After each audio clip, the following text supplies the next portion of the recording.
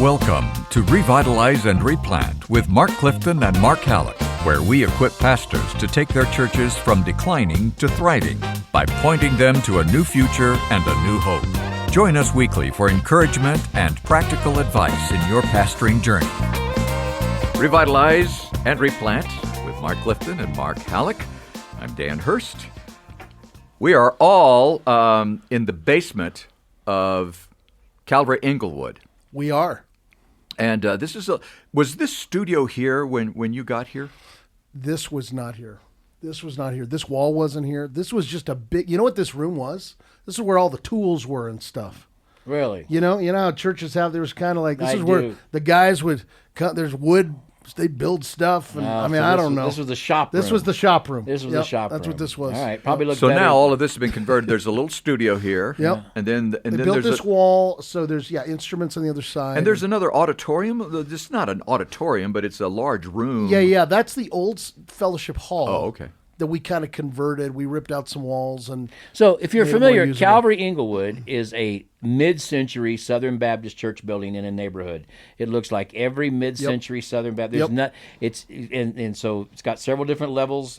A lot of it's in the basement. The basement leaks when it rains. Oh my word! But God does an amazing work in this building. This old building. It's there's nothing cool. fancy about this. No, but the Lord has used it for His glory in this community. Praise God. So we always like being here. We're in the basement of Mark Hallock's church, in the podcast studio, and last episode was pretty heavy. We talked in the last episode, talking about guardrails in ministry. We talked about being committed to your wife and committed to purity in your marriage. If you haven't listened to that, go back and listen to it again. It's some pretty important stuff. These are items that Hallock came up with after a long day at work. That's Am true. I lying? No, you're not lying, man. You're exactly and he right. says, "Hey, I thought of 16 episodes for us to do." And this is just part of one episode. That's right. Yeah. So, and we're talking about the guardrails for ministry, and one of the ones that I'm going to probably get in trouble over this just for comments, but this guardrail that you wrote here is so incredibly, amazingly, influentially powerful. Don't touch the money. Don't touch the money. Don't touch the money. How many pastors, Clifton? I mean, listen, and Hurst. I mean, this is something that you've heard about forever. But pastors and money. Yeah. Either inappropriately using money, no accountability with money. Yeah. I mean, it's a real thing. Yeah. It is. Now, we're not suggesting that you're sneaking in to the vestibule after the service and taking money out of the plate. That's a little bit probably not that. But here's 3 ways not to touch the money. First of all, I don't think you need to know what members are giving. Okay, that you don't. So want you don't need to know. Don't need to know. Say that loud. You do not need to know. Oh my God, I agree. You do not. No. You do not benefit from knowing. Nope. What each individual member is giving. Yeah. I don't want to know that at all. No, you don't want to know that. And there's a lot of pastors. I get that question a lot. Should I know what my people are giving? Now, the reason some people ask that is, I'm going to give an account for every soul in my care, and what if this person isn't giving anything? How do I know that? And that is, I don't have a good answer for that. Mark, do you have a good answer for that? Nope, I don't. And I've heard that actually. I've heard the argument not with members, but with like fellow elders. Like, there's some elder boards, for instance, where like monthly they have to give. I mean, it's crazy to me. Give a report of how much they've given and things like that. Yeah. My hope would be that there would be enough of a shepherding and relationship that we can be honest about the heart issue. That's right. But I just know, I mean, personally, and again, guys can disagree. I don't want to know who's giving what. But I think you need to know if they are giving. You don't need to know what. Well, that's they're true. giving. No, that is true, and that's There's that's a distinction. Yeah. Are they giving? Yeah. And we would say, like at Calvary, that's part of being a covenant member of this church. But not how much they're giving. But not how much. Right. That's right. I mean, if you have people serving in leadership roles and they're not giving, that's you a got problem. Yeah, no, that's right. But that's but right. not. You don't want to know how much they're giving. Correct. No, that's right. And so that's when first thing, don't touch the money. Don't be doing that. You don't want to know how much people are giving. Secondly, expenses, reimbursement expenses. Boy, yeah. Make sure if you do mileage, if you do meals, if whatever you go buy some books, whatever you buy office supplies, don't take that casually. I mean, if you have a church debit card or credit card, guard that thing. I mean, and give every penny receipt you can. I mean, and sometimes the smaller the church, the more important that really is. Yep. Sometimes larger churches have systems in place that are easier to follow. But in a small church, there's no system in place. And they sort of just trust you. And maybe you have the receipt and maybe you don't. That's when you get into trouble. Dude, and here's the thing. If you're like me, I'm sure you and I are the same this way. That's like kryptonite to me. It is. Like, I hate having to keep track of receipts and expense reports. I just go pay somebody. Oh I want to gosh. take a somebody out to a meal, a prospect, or somebody I'm doing discipleship with, and pay for their meal at Chili's or someplace, and then I'm going to turn it into the church. I don't have the receipt, but it was $35, I think, something like that. You can't do that. You can't do that, man. You can't do it. And so honestly, I feel if you're feeling like, man, that's such a pain, I'm like, I get it. But you know what? This is part of being above reproach. I mean, this is part of the discipline of being a pastor. Let me give you a handle church. on that. You're at the Staples office supply and you're buying some printer ink, right? And so you just take your phone out and take a picture of that receipt. Yeah, exactly. And then it's on your phone. Yep. And you'll always have it, and you can give it to the church. You can email it or text it to the church treasurer. And this is what I spent today on this. Yep. Even if you use the church's debit card. Still, take a picture of that receipt and send it to your treasurer or whatever. Just make that a habit. That saves me. That's good. Oh yeah. I would never be able to hang on to a receipt. Well, now there's apps. But I so can helpful. take apps or just take a picture of it. Yep. But when we say don't touch the money, is don't look at what people are giving, how much they're giving, and secondly, be very, very cautious and very detailed about expenses and making sure you can track those expenses. And then number 3, I think when don't touch the money is if you have any opportunity to have any sort of what do you call it, like petty cash fund or something you have some hands on, a benevolence fund or anything like that, make sure there's somebody else in that with you that understands what you're doing. You're never handling money alone in any reason at all. Mm-hmm. If you need to get some money from the church to go pay a bill for somebody, make sure there's a deacon that knows you've done it and has gone with it. Just be overly cautious about that. Can I add a bonus fourth? This is something we talk about at NAM, and we've adopted here at Calvary, is do more with less. So in other words, when you're going, say you're taking somebody out to lunch, well, there's a difference between going to a $30 lunch and a $130 lunch. Yeah. And so this is where be wise, be simple. Remember this, and this is one of the things Kevin Izella always says.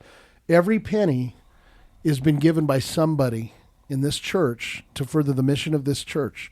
So don't just think this is just money for you to do whatever. This is the Lord's money. And I know for me, that's so helpful for me just to remember, man, I want to be a good steward. Well, and another good way of looking at that is if you were paying for this out of your own pocket, would you go to this restaurant or another restaurant? Well, there you go. Right? That's good. So, if you're going to use the church's money, go to Denny's. If you'd go to Denny's, go to Denny's. Yeah, that's right. But if you're going to use the church's money, don't go to Ruth Chris, right? Just because it's the church's money.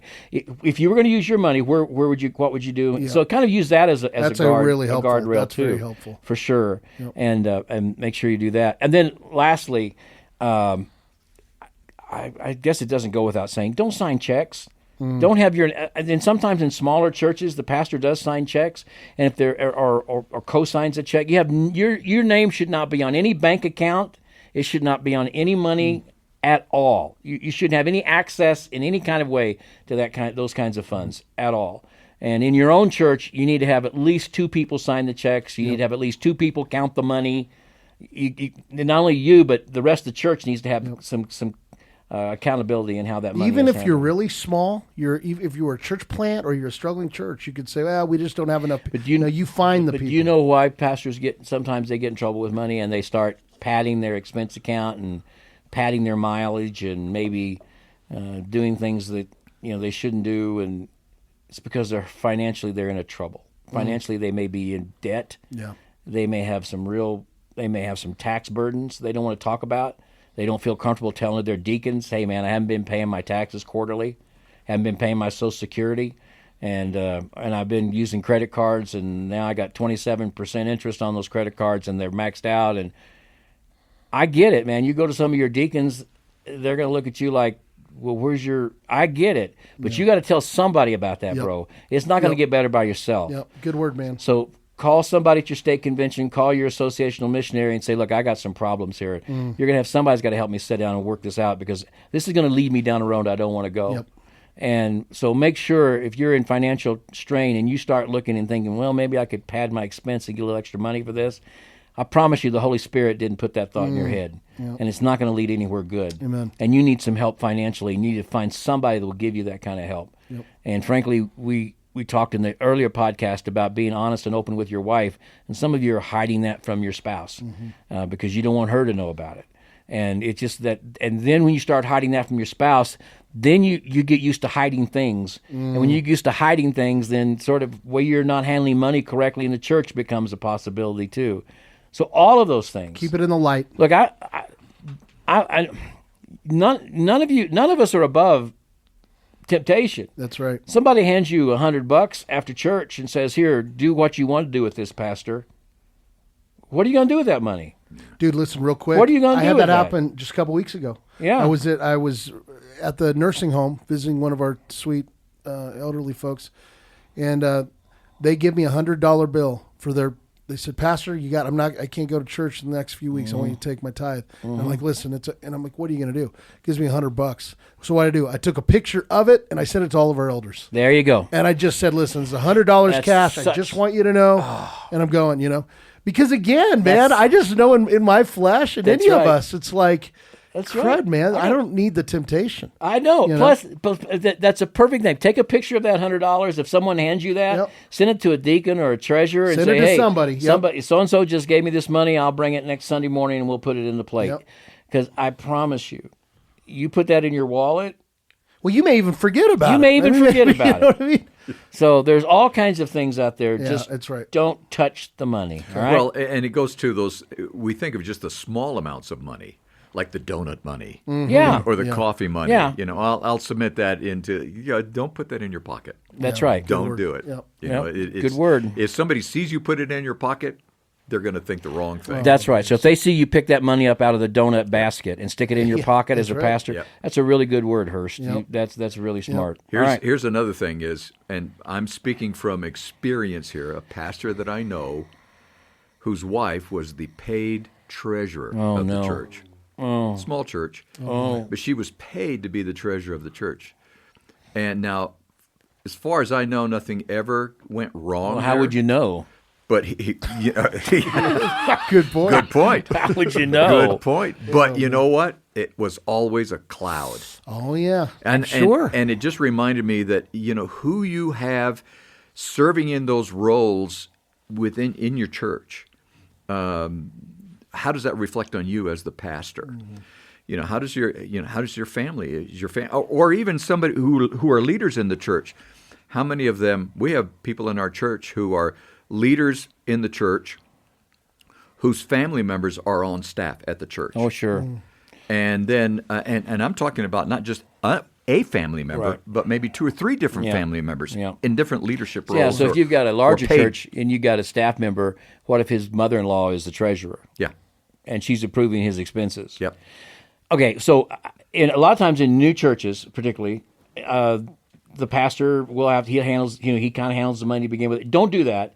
Let a sending church handle your money, or as much as you can, guys. More and more, lean into having some outside entity handle your money. There are all kinds. Call your state convention, call your association, and say, who do you recommend? There are companies that do this for Christian churches, for evangelical churches, and they will handle your payroll, they will handle your expenses, they will handle reimbursements. The day in which you have to have your church treasurer do that is long gone. Yeah. It can all be done by a third party, and then it's really being done legit. So lean into some of those. I don't want to give any endorsements of any of those because most of them are there for profit companies. But I promise you, if you call your state convention office, they can tell you some that do that, and they have some trust in, and lean into that as well. So anyway, that's a whole another topic. But. And this leads us into the third guardrail that you talked about, Hallock, in your list, and that was don't be weird. But that's going to have to wait till the next episode. I think so. Oh, why? No, because how are we doing on time? We got plenty of time. Do we? Oh, yeah. We got another 6-7 Okay, minutes here we we- can go. okay, to. I was here we ready to go. go. I was ready to leave. Okay. Well, it's not even lunchtime Well, yet. What are you're you getting talking excited about your watch store. I am. I'm going to this watch store. There's a watch brand that don't have in Kansas City, but Denver's a watch city, man. You got who lots. knew? Who knew? Who knew? So there is a watch store. Okay, I'm so going we're to. going. So, let's do. what a perfect lead into this. Don't be weird. Okay, don't be weird. Okay, here. So the guardrails were Okay. be committed to your wife and faithful to your wife in every possible way. Don't touch the money at Yep. all. Stay Yep. away from it. And then thirdly, Don't be weird with people. Now here's what I mean about this. Okay, and I was thinking very specifically of, and I'm not trying to be mean here. I'm just being honest. Why are you looking at me when Well, you say that? Come on. Curse, I'm hoping you'll hear this. No, and we're all weird in different ways. But what I mean here is here's how I wrote it down: being relationally appropriate, emotionally intelligent, and above reproach. Make people feel safe, not uncomfortable or weirded out. So, okay, so a lot of this falls under emotional intelligence. Okay, which you really have talked a lot about. yeah, and here's what that is. Are you able to read people and in a room and how emotionally, like where they're at, how they're perceiving things, and are you aware of how you come off to people? Does that make sense? So in other words, some of this is self-awareness. And so I had a particular one guy that the day I wrote this, who I love the guy and he means well, but he's so awkward with people that people feel very uncomfortable. He's a really close talker. Yeah. Okay. So very close. He kind of follows people around. He makes inappropriate jokes at the wrong times. He's just so weird. And when I say that, and this is a guy I've actually tried to mentor, okay? And I've tried to coach him on this stuff. And in some ways he's teachable, in other ways he's not. But I'm just saying this, what's so hard is he has had such a difficult time in ministry because of his lack of emotional intelligence and people ability. So this is what I just mean. Is that learned? I think it's learned. I think some of it is just personality, just who you are. But here's the deal: in ministry's about people, and if you can't read people, and you don't know how you come off to people, and I'm not saying, listen, we all come off to people. I'm not saying you're perfect in this, but what I am saying, if there's a pattern of making people feel uncomfortable, making women feel uncomfortable around you, you won't be trusted. You just won't be trusted. People won't want to be around you. They won't want your kids around you. If you're the guy that talks way too much, that's another thing. Yeah. You know, you're in a small group or wherever you are, and you just talk and talk and talk and talk and talk. And people are almost looking at each other, and you're the pastor, okay? And I can tell you what they're saying. We're never going to invite anybody to this church. You know what I mean? Yeah. How much longer can we stay here? I hate to say that. But this is reality, okay? We're just being real right now. And this is where we need the Lord. What I would say is this. We need the Lord to help us grow in humility and self-awareness. Lord, help me to see. I'm here to be a servant of others. I'm here to be a listener. I'm here to care for people well. This is not about me. I don't need to be talking all the time. I don't need to make everybody happy. I don't need to throw out stupid jokes that just make people squirm when it's inappropriate. Do you know what I mean? Yeah. So that's kind of what I'm getting at with all Yeah, this. I think you're talking about having some good people skills. People obviously. skills. Yeah, Just that's people really what it skills. is. And we can all improve. I mean, it's like we never reach. That's right. 100%. All of us.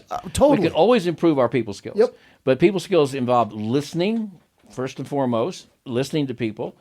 Secondly, it also involves, as you said, kind of reading where they are and what some people want you to come up and give them a side hug. And if you don't give them a side hug, they think you're not being That's friendly. right, that's right. Other people don't want you touching them at At all. all, at all. And dude, if you aren't intelligent enough to know the difference, Yep. your life's going to be a problem as a That's pastor. true. That's you're right. going to hug the wrong people and not touch the right ones. That's exactly right. And you're never going to win that thing. So you just got to know how to read people. Yeah, I don't know that's how it. to explain it than that. Yeah. And I see guys all the time who want to be a pastor, but they don't have any people skills. They don't have any people They skills. walk into a room and they're the most awkward person in the room. Yep. No one feels comfortable around them. They don't know how to relate to them. And frankly, Hallock, I don't know what to do with these guys. Yeah, I mean, it's hard. except to say, I don't think you're called to ministry Yeah. because I don't think God would call somebody to ministry that can't deal with people. I know. You may want to be a minister, I know. and it's- part of that may be your frustration that you want to be with people to like you, but they don't.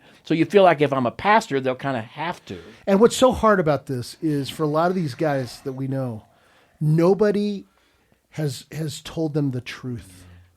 Do you see what I'm saying? So you just kind of keep punting it down the field. I to would somebody say else. of all the guys that I have dealt with in my 40 years of ministry, only recently have I begun to tell the truth. Yeah. I'll be honest with We you. don't want to hurt people. We don't want to hurt their people. feelings. We And I don't- often yeah. think, well, maybe if he went to the right church. Yeah, right. Exactly. In other words, oh, yeah. a church with nobody in it. Yeah. But, I don't know. Yeah. Maybe there's a church maybe there's such a dysfunctional church out there they wouldn't know the difference. I would say maybe if he just, I've said that so many times, he wants to be a pastor. He has his heart for it. Maybe if he went to, and I've just come to the realization recently, I had to tell one guy in particular, I don't see this in you. I don't see the ability to relate to people. Doesn't mean you're worse than anybody else. Doesn't mean, it just means you've got to have some people skills to be able to be a pastor. That's right. And you can learn some. You can. Believe me, my people skills in my 20s and 30s were much worse than they are today, and they're not very good today. But my boss in Kansas, Nebraska, when I was in my 30s, he put up with a lot, and he really tried. He was so patient with me. But man, God bless the rest of that Kansas, Nebraska staff. I was 30; they were all in their 40s and 50s. And I thought I knew everything. Yeah. So I preached at the Kansas, Nebraska convention a couple of years ago. And the first thing I did, and I meant it from the bottom of my heart, I just asked their forgiveness and repented for what a jerk I was in those years. And how I didn't have really good people skills in those years. So you can improve. Yeah. But there's some guys who just don't have it at all. No, that's true. And so I really think And so I would say this. It's a hard issue many times, but it's also self-awareness. You need to find a mentor, somebody you know and love and trust who can help you grow. Well, my exec in Kansas was my mentor. He came in one day and he shut my office door, which was never a good sign. And he sat on my desk, which was never a good sign. And he called me Marco, which was never a good sign. Marco, you still want to work here? I said, I sure do. That's not a good sign. No, listen, here's what he told me. I'll never forget this. Yvonne Kiefer was our state WMU director. And we didn't see eye to eye on very many things, okay? And that was on me. And he came in and he said, do you know Yvonne Kiefer's kids' names? They're all grown. No. Do you know Yvonne Kiefer's grandchildren's name? No. He said, Yvonne knows your kids' names. He said, I think you need to get to know Yvonne's kids' names. And he just turned around and walked out. Wow. It's like, Oh, okay, man. I get it. See, that was why he was mentoring me, saying, Yep. "This is," and I've really made an impact on me when he said that. Oh my! And so gosh. that's the kind of mentor you need in your life. It's not all about you, man. He didn't come in and just say, "Hey, you're being a jerk." Yeah. He came in and said, "Do you know her? You know That's her and the kids' wise. names?" Oh, man. No. Do you know her grandkids' names? No. Well, she knows yours. No. Maybe you need to know them. Okay. Interesting. Well, All this right. leads. Can we hit the last one or no? Well, we don't. We're out of time, We're but out let's of do that time. in the next one. Okay, let's do it. Because the next one, Yep. This the is a next biggie. one- the next one's going to take some time. Yeah, I think you're right. Yeah, because of some of us. And so So you got to come. We won't tell you what it is. You got to. We won't tell you what it is. listen, right. we'll catch you the next time. Please come back, though, and subscribe to this podcast, please. Yeah, we appreciate, by the way, the North American Mission Board making it possible for us to do this. I know, but and when you subscribe, that lets them know that you're listening. I know, because we're on a real short string here. Yeah, we are. Real short leash. You So know. if we don't get subscribers every week, we're gone. You know, when you walk down the hall and Kevin Ezell looks at you with one eyebrow That's raised. right. You know, That's whoa, right. somebody didn't subscribe. Please subscribe. All right. Thanks for joining us today on Revitalize and Replant. This podcast is brought to you by the North American Mission Board. where we help dying or struggling churches regain health for the glory of God and the good of their communities. If you found this conversation helpful, don't forget to subscribe to the podcast on your favorite platform. To learn more about becoming a replanting pastor or to explore resources about revitalization for your own church, visit churchreplanters.com.